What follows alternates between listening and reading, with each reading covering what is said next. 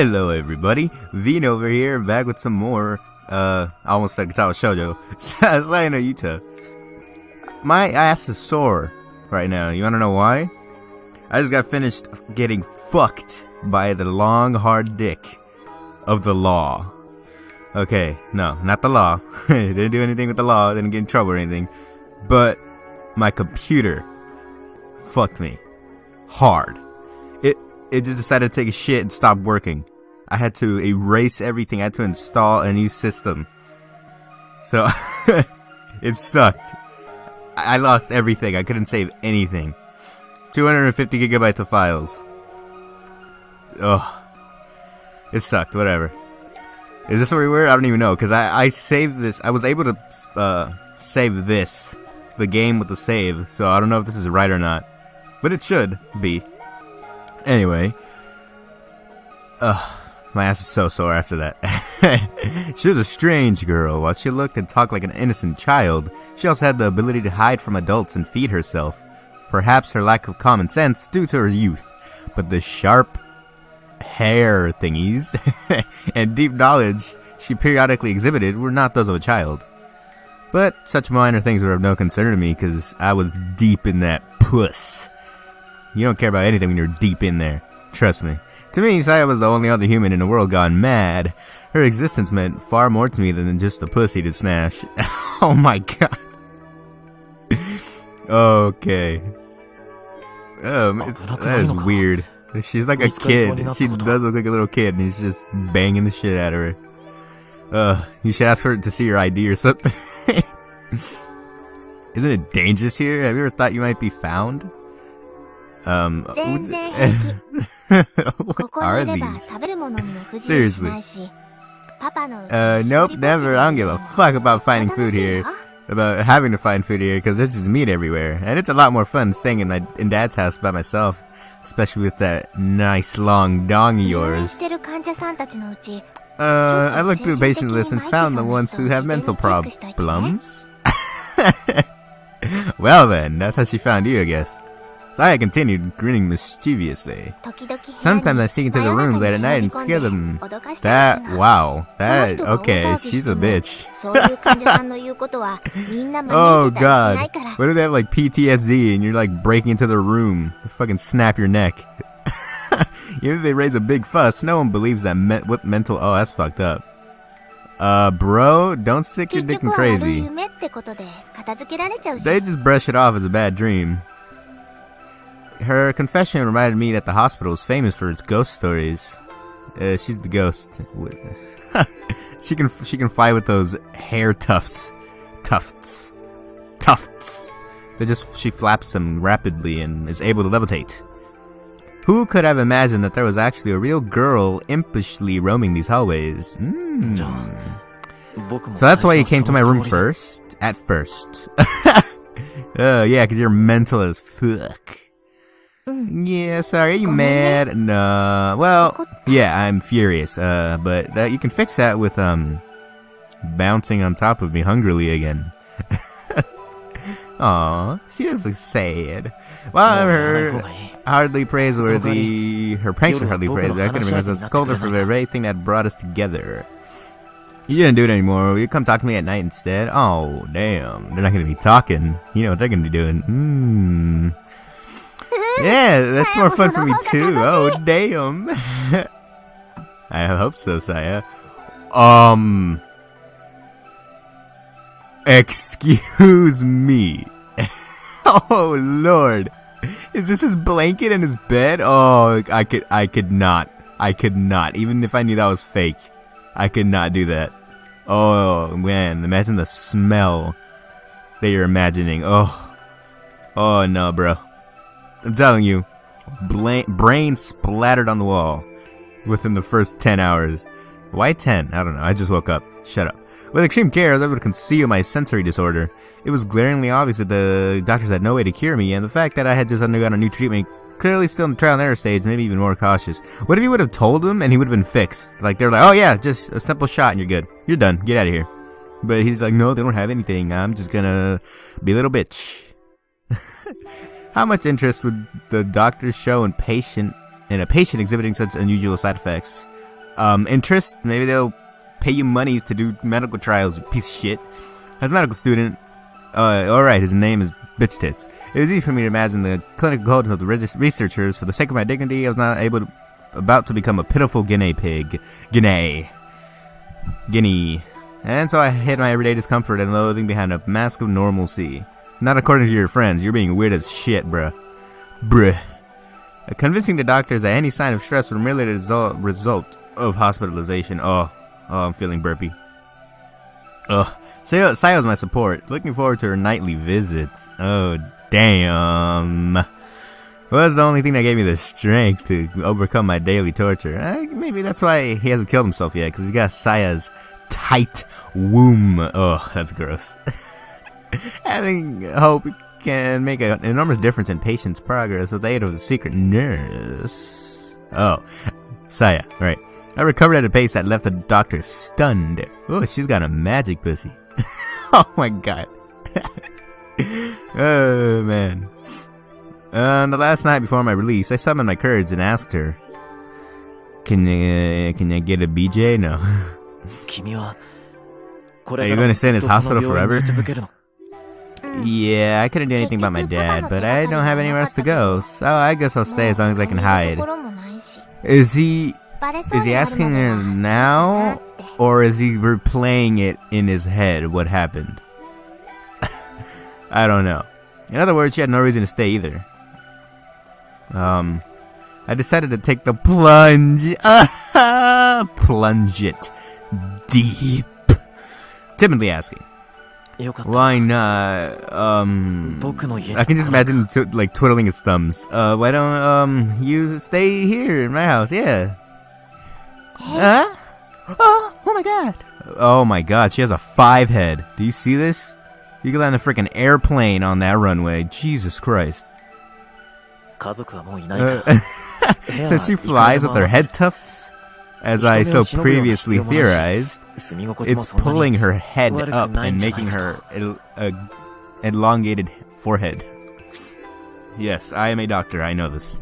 My family's gone, so I have plenty of rooms. You will... Oh yeah, they died. You won't need to hide, and it's not a bad place to live, unless you're me and you see this all the time. You want me to live with you? What you gonna say? I didn't have the courage to ask her what she thought of that, so I hastily offered a deal. Mr. Bitches. In exchange, I'll help you look for your father. Yeah, I'll find him no matter what. As long as you keep that, as long as you let me plunge deep into her hot, tight womb. God, fuck, what did I do? What did I do? Oh no. Okay. Alright. Okay. I think that'll be hard. I said, looking a little embarrassed. Oh, that was right. God damn it, I didn't need to do that. Dad probably did something bad and had to leave the hospital. Oh, okay. You can't get the police involved. You have to be as discreet as possible. Oh, if there's anything I am, Saya, it's discreet. Except when I'm in the throes of passion. Then all bets are lost.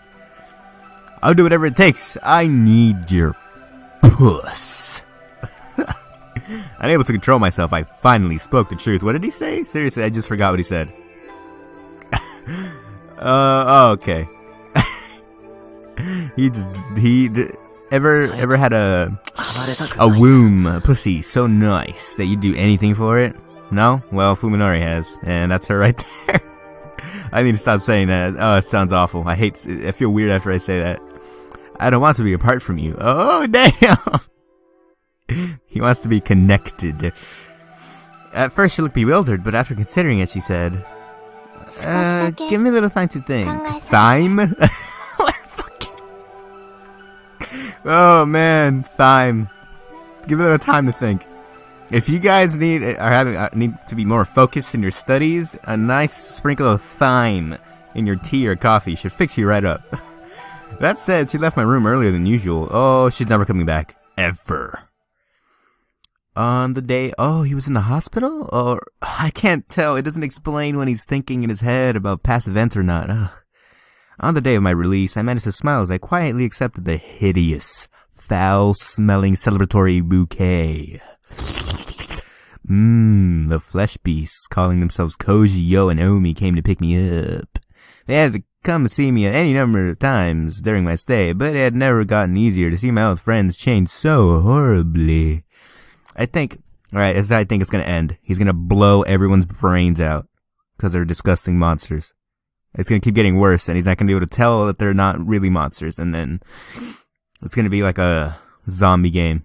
My sudden tears of despair drew suspicion, but I managed to explain them as tears of joy.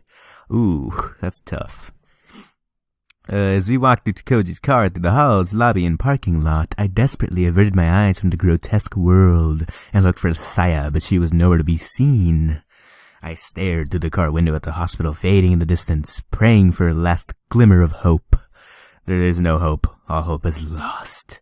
If you lose, Saya to smash. But Saya never appeared. Oh, I don't know if this is now, or I don't know if he's recounting a story, or if this is happening now. After Koji, another dropped me off in front of the house I'd grown up in, I took another look at my surroundings. Flesh tree. I'd never moved, having lived my entire life in this one house. There had never been no other place for me to call home, but now everything had mercilessly changed. Oh, yeah, look at that. Look at those strands of mucus. Delicious. As I walked from the gate to the front door, I looked over to the garden and trees, and I had many memories of childhood there, and I could feel them being defiled by the twisted, festering penis of my mental disorder. There was nothing familiar left in the house, nothing to evoke fond memories. What I had once called home was now a whole other world. I have no home. I whispered with a smile of self-pity. I feel bad for this guy. Oh, okay. Is this happening now or not? Come on, Saya no Yuta. You need to explain your shit. Ascending to the second floor, I found my room utterly unrecognizable. This is a very popular pose with anime. Not that I know anything about that, mind you. And sitting on the bed, curled up like an abandoned cat, was Saya. As I stood there in shock, okay, this was in the past. She timidly looked timidly up at me and in a tiny weak voice said, "Oh, it's not happening. God, it bounces back and forth from telling something that already happened and something that's happening now, and it's confusing. Can I really stay? Oh, yes. You can stay as long as you'd like." I responded by sweeping her into my arms, embracing her tightly so she wouldn't escape. Okay, it was cute until that last part. You creepy motherfucker. Saya did not resist. That's putting it that way is just weird. They got weird there. Oh no. Okay, I thought they were gonna be banging. Having arrived in front of the Sakisaka house, Oumi takes a deep breath to Oumi. Oh, Yo was the one that asked him about how he felt, right? Because I was like, why would you do that again when he just basically told you to fuck off? But no, that's Oumi. She's gonna go give him a piece of her mind. But even the house, without it being fleshy, is already flesh-colored, so that probably doesn't help. Her anger doesn't abate, of course, but she knows that it won't help to be so enraged that she can't even say what she came to say. While waiting for a response from the intercom, she looks over the patch of yard that she can see from the outside gate. Even Oumi isn't sensitive enough to complain about other people's housekeeping, but this is beyond the pale. Oh yeah, totally beyond the pale, because I've heard that saying before. Oh lord. The grass is growing wildly, and there are piles of dead leaves everywhere. It doesn't just look untended, it looks like an uninhabited ruin. Oumi, well, if you care that much, if it bothers you that much, then clean it up, you bitch. How about that? How about them titties, huh? It's still light out, but every window has its rain shutters tightly sealed. Oumi guesses that they weren't just shut early, but have been closed since morning. How would you guess that? And why would you care? There's stuff this visual novel says that is just like, okay, why? Why the fuck do I need to know that? It doesn't make sense. Whatever. Just what kind of life is he leading? One without Yo or you, or Koji, because you guys are assholes.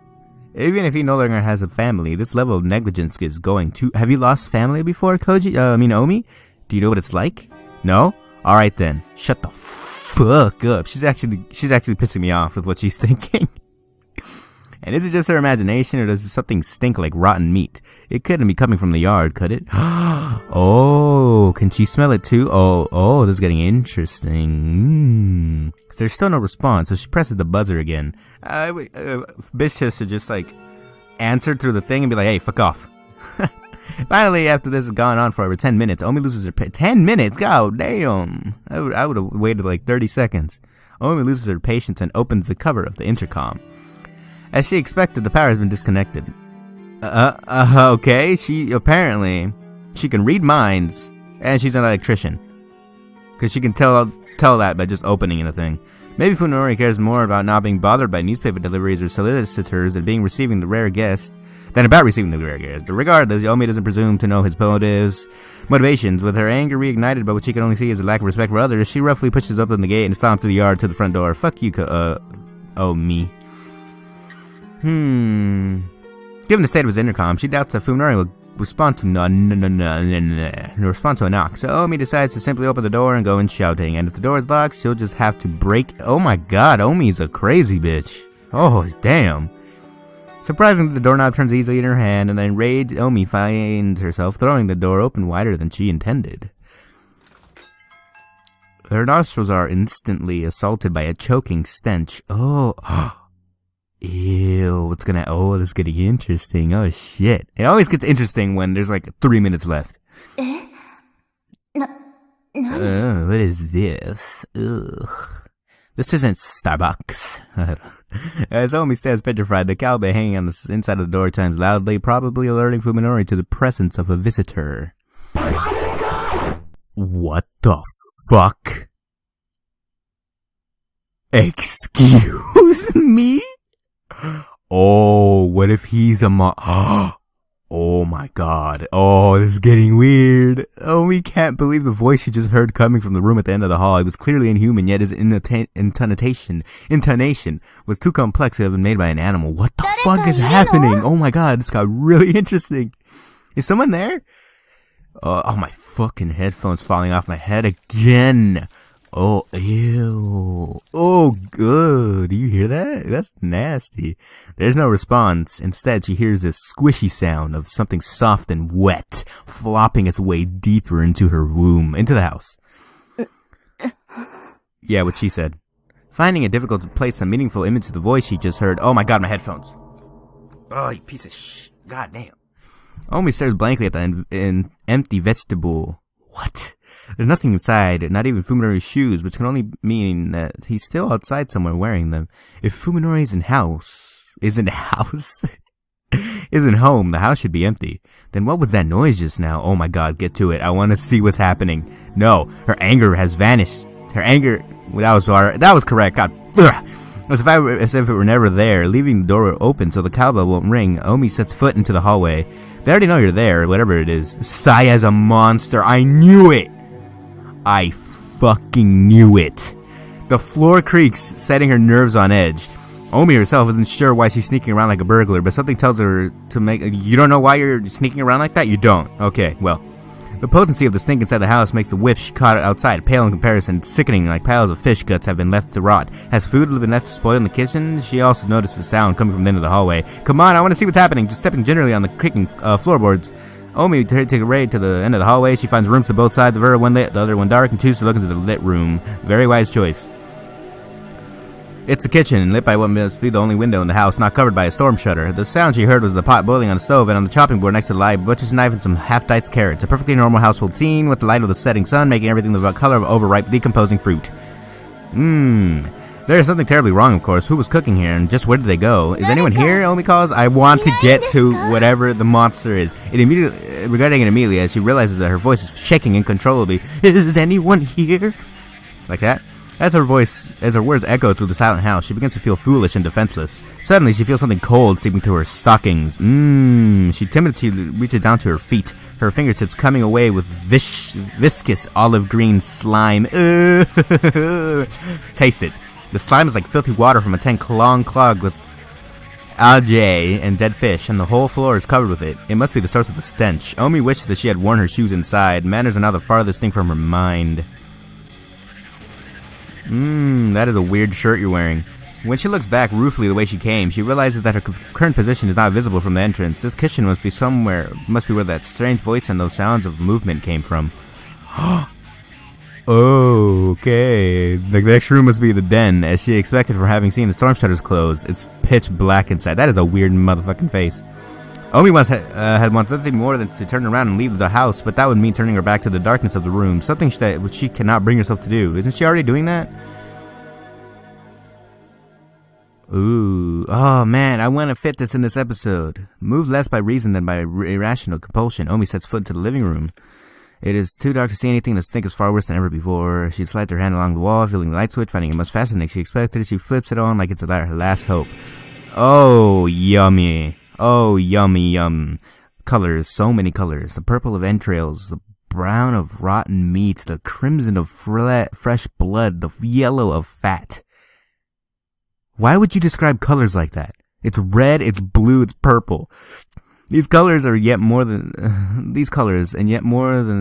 that cannot be described, joining in a maddening array to cover every inch of walls, floors, windows, and ceiling. It's like a paint that went over the room with a it's too early. Precision, leaving out the tiniest portion untouched. The colors say all this needs to be said about the painter's hate, malice, and insanity. Oh, okay. Oumi's legs give out from shock, sending her to the floor. The slime covering the floor immediately soaks her jeans, its cold tendrils creeping up her legs, crotch, and her neck. Woo! Okay.